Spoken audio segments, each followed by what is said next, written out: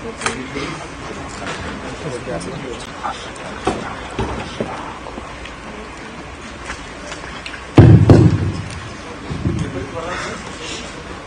and delegates, hello and welcome to this fascinating fireside conversation on films and tourism with what should I say, the global star of the Academy Award winning film RRR, among many other things.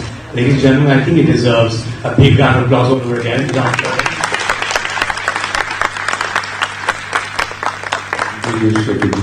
You know, I have to say this, I'm pretty sure over the past 6 months, you got tired of talking about the Oscar fever, that the RRR, put the whole world through.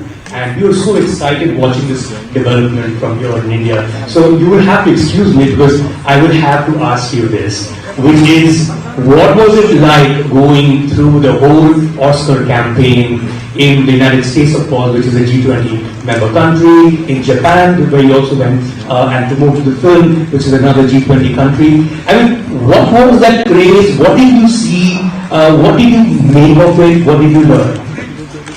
Firstly, good evening, good afternoon, everyone, to all my G20 friends and all the dignitaries, and my special thank you to Krishanji, our tourism minister, and all the dignitaries who are here, Amitabh Khanji, and Mr. Arvind, who has taken the pleasure to invite me. All of you, thank you so much for having me. Shekhar, thank you for having me. I never get tired talking about, they say, let's talk less about our achievements, but RRR is so special. I shy away from talking about my achievements. I feel like a third person when somebody's talking about our achievements. I feel like I'm listening about somebody else. That's how detached I am with my work, but not with RRR. RRR is not just my film, it has become India's film. Indian people have owned it, and I want to correct my statement, it's not just India, people from the east and the west and the north and the south, all the countries have owned it. My dear friend, the Korean ambassador is here. I've seen your video, sir. Thank you so much. What a tribute to RRR. It is not our song anymore. Fantastic. So right after the session, I am excited to have a dance off with you. So like I'm saying, it's not my movie, it's not my song, it's not my Academy Award, it's not my director, my composer who won it. It's the people who won it. It's the people who have taken it to the academies, to the Golden Globe. And for me to again have an opportunity to talk about it again, it's not about talking about me, it's talking about the people and people's love for the song. But tell me something, Ram. I mean, of course, we mentioned the fact that its box office figures are very well known. It's 1,200 crore, as was rightly pointed out at the beginning of this conversation. But hey, we're looking at a film that became the most watched international film in the history of Netflix. And pretty much everywhere you look, someone or the other is dancing to Nadu Nadu. And you've already said you're going to do it in the end, so I'm going to take your word for it. What explains this unique and universal connect to this particular film in an international way, in a way that everyone in the world could see and just be drawn to it? Shekhar, I really know what it is and what it takes to make a song like this and take an award in Hollywood or LA, going to those Golden Globes. I really don't know. When I did the song, we shot this song for 17 odd days. When I talk about that song, my knees still go. I get knee pains. So, I don't know. When you do, you just do it. And you do it for the passion of the song. And I swear to God, none of the team members knew it was going to reach. We were so happy for what the appreciation we got in India. The highest grossing film in India. We were more than happy, and I actually moved on to my next project. And then we got a call saying, some theatres, the Chinese theatre in LA, some audience are really appreciating your film. I said, okay, good, 250, 350 people, 650 people in the theatre enjoying it.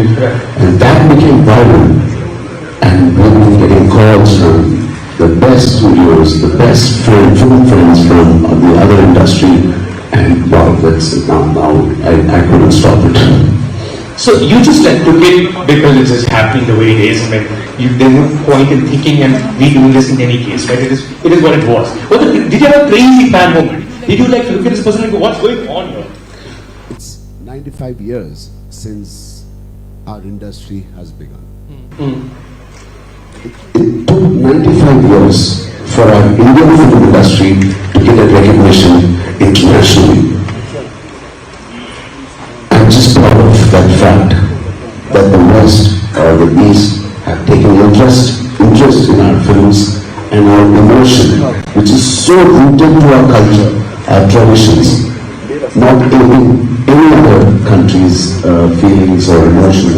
This is a true Indian director, true Indian producer, a true Indian actors, and a true Indian emotion. And this went across the globe and achieved what it achieved. I'm just proud.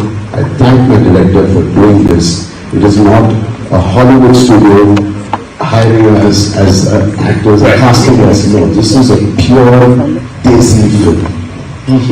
Which makes complete sense. It also became, in every way, the global face of India through its cinema, through those months, and through RRR, of course. And I'm just wondering, if you were to meet, and you did meet so many filmmakers from across the globe when you were out there in the US and other countries as well, if you were to invite filmmakers from across the world to this country to come and shoot, especially someone who's been in films for so long, what would the place, where would you start from? What kind of places would you definitely tell filmmakers from across the world to come and shoot here? What are the places that you shot at? God, I've shot in many countries, from the east to the north. I've shot in Iceland, right, the coldest. But in this case you shot here in India. In India? Yeah. So if you want to invite filmmakers from around the world. It is so cliched right now that I say this. You won't believe. I swear to God, these guys don't make me for this word. Kashmir is that kind of a place. I've been coming here because my dad is in the same industry. He's been working as an actor since 45 years. So I'm the second generation in my family. I was coming here since I was probably 1986. That's the first time I visited Kashmir. My dad has shot extensively in Gulmarg, Sonmarg, all these beautiful areas.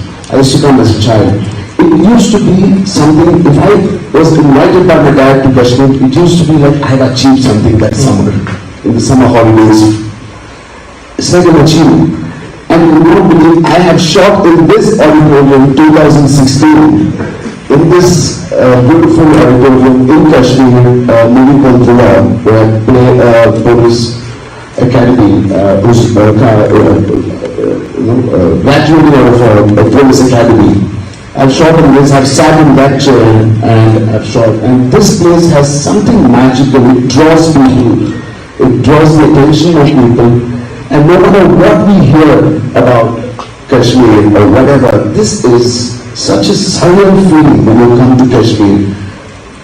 It's been 95 years Indian film industry has begun. It will take another 95 years to explore Kashmir, let me tell you that. It's that beautiful. In one lifetime, as a tourist, living as an Indian, I feel when I come to Kashmir as a tourist. Because it's something I look up to. Wow, my dad is taking me to Kashmir, that means I've done something good. This is a beautiful, untapped place. And I also slightly feel people don't tap it too much because it is so raw, it is so virgin, it is so unkept. So untapped. I want this beautiful paradise on earth to remain like this.